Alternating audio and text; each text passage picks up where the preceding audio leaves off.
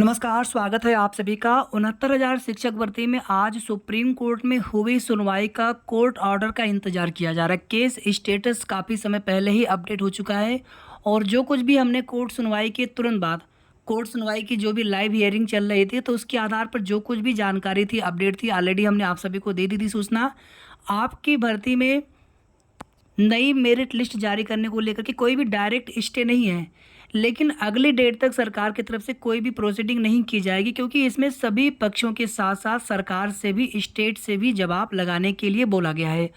और आप सभी जानते हैं कि जैसे ही हाई कोर्ट डिवीजन बेंच के आदेश पर पूछा गया था, तो वहाँ पर सरकार का पक्ष रख रहे ऐश्वर्या भाटी मैम, तो उन्होंने यही कहा था कि उसमें हमें भी कुछ जवाब लगाना है, हम भी उसमें कुछ सबमिशन करना चाहते हैं। तो फिर उसी के बाद माननीय सर्वोच्च न्यायालय की तरफ से ये कहा गया था कि आप भी अपना सबमिशन दाखिल करें नेक्स्ट डेट पर, और सभी पक्षों से मैक्सिमम 7 पेज, उससे कम या 7 पेज तक का एक सबमिशन शार्ट कंपाइलेशन फाइल करने के लिए बोला गया।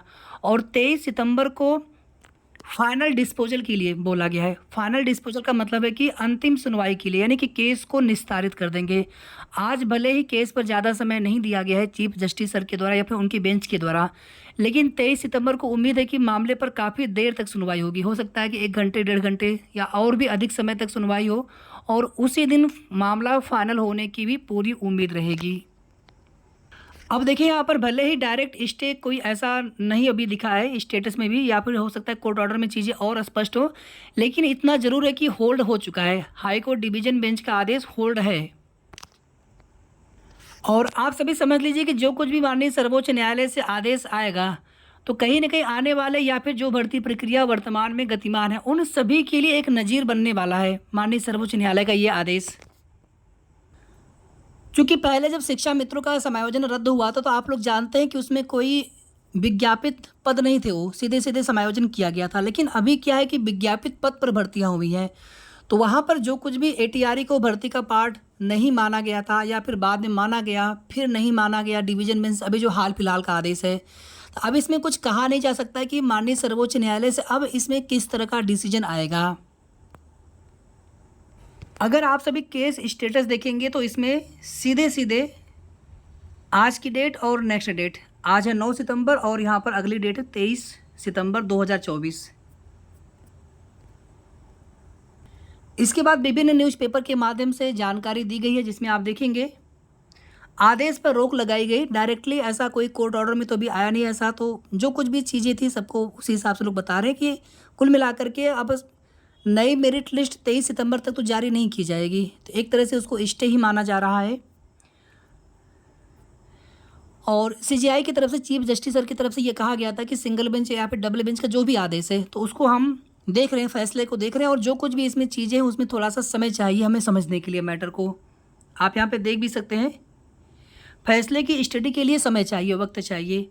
और आज जितने अधिवक्ताओं की पैनल थी, आप देखेंगे दोनों पक्षों से, तो बहुत सारे अधिवक्ता थे, कुछ सीनियर अधिवक्ता थे, कुछ एओआर थे, सभी लोग मिला करके। तो अब यहाँ पर जज साहब ये चाहते थे कि नेक्स्ट डेट पर सभी लोग अपना एक शार्ट कंपाइलेशन दाखिल कर लें, तो उसमें केवल सुनवाई के लिए जो मुख्य उसमें अधिवक्ता रहे वो अपना पक्ष रखे, और उसी कंपाइलेशन के आधार पर माननीय न्यायाधीश की तरफ से भी फैसला सुनाया जाएगा नेक्स्ट डेट पर। यहाँ पर भी आप सभी देखेंगे केस स्टेटस। बस आप सभी ये समझ लीजिए कि हाई कोर्ट डिवीजन बेंच के आदेश को होल्ड रखा गया है, ना तो स्टे दिया गया है और ना ही स्टे हटाने, मतलब ना ही उस पर आदेश को बहाल करने के लिए बोला गया है। तो नेक्स्ट डेट पर सभी पक्षों का सबमिशन आने के बाद अंतिम रूप से सुनवाई होने जा रही है।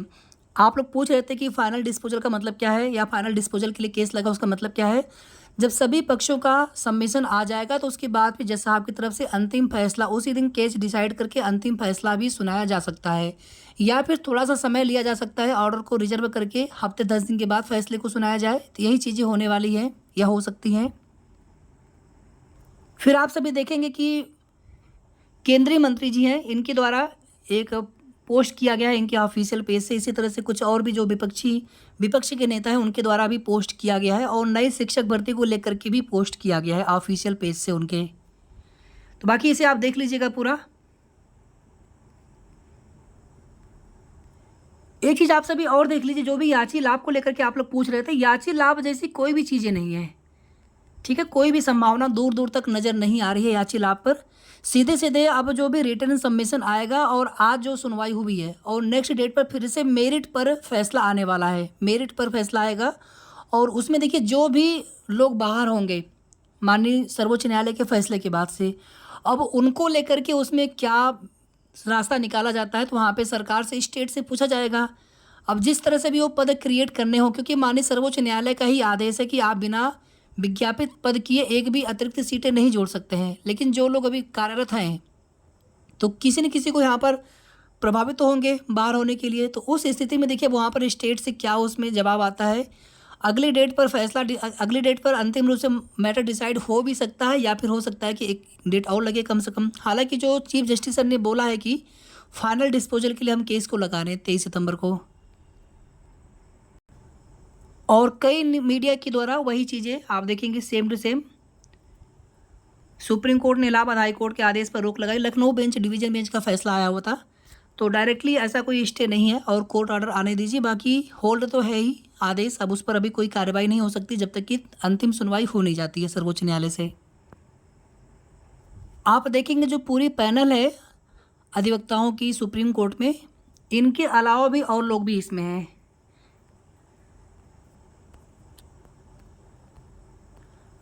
अब इतना जरूर है कि जितनी जल्दी ये मैटर डिसाइड होगा फिर आने वाले समय में नई शिक्षक भर्ती भी 100% देखने को मिलेगी। चाहे जितने पदों पर मिले, 4-6 महीने के बाद मिले, यूपी टेट के बाद मिले, लेकिन नई प्राथमिक शिक्षक भर्ती का विज्ञापन भी अब जरूर आएगा।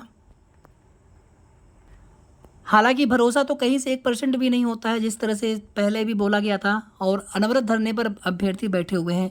तो सबसे पहले 69,000 शिक्षक भर्ती का न्यायोचित हल निकल जाए और अब जो कुछ भी होना है माननीय सर्वोच्च न्यायालय के आदेश के अनुपालन के क्रम में ही इस भर्ती के सभी विवादों का समाधान होने वाला है।